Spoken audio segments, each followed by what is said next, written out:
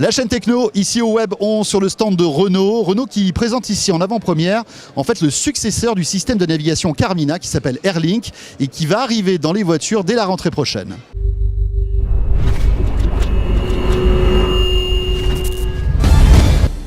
Alors quoi de neuf? On retrouve différents mondes qu'on appelle des mondes dans le système Airlink, puisqu'il s'appelle Airlink.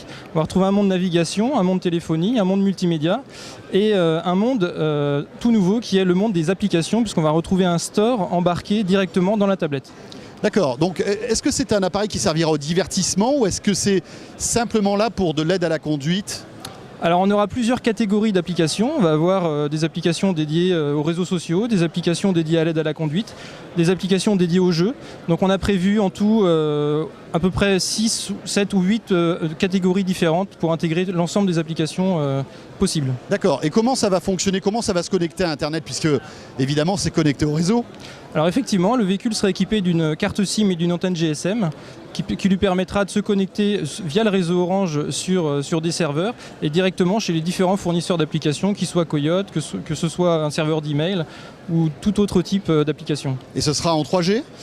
Non, le système sera en 2G, puisqu'en fait la connectivité 2G suffit à faire marcher la plupart des applications dans l'environnement automobile.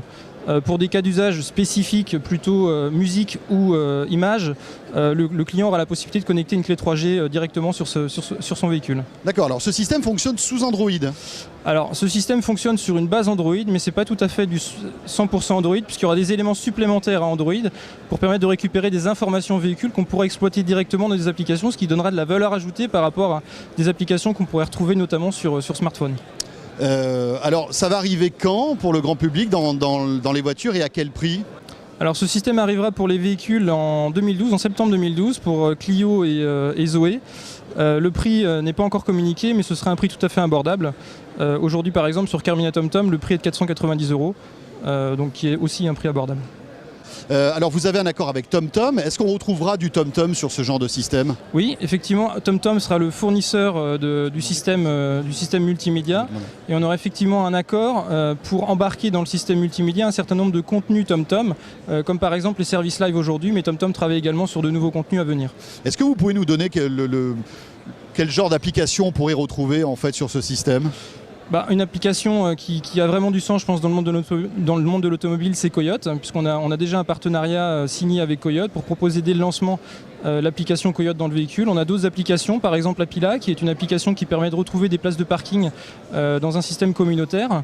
On peut avoir d'autres applications comme les emails, par exemple, pour que le client puisse recevoir ses emails directement en embarqué, ou des applications communautaires type Facebook ou d'autres choses. Alors ça c'est évidemment à côté du pare-brise pour le conducteur, mais est-ce qu'on peut imaginer des systèmes qui eux soient dédiés en fait aux passagers qui sont à l'arrière ou à côté? Alors Renault travaille sur ce type de système, par contre pour 2012, clairement ce système sera pour le moment uniquement pour le conducteur et son passager. Par contre pour 2014, Renault travaille sur un système également dédié aux passagers arrière. D'accord, donc on peut imaginer une voiture multi-écran pour que chacun puisse se divertir, effectivement, qu'il soit à l'avant ou à l'arrière. Tout à fait, à l'avenir c'est ce qu'on souhaiterait faire.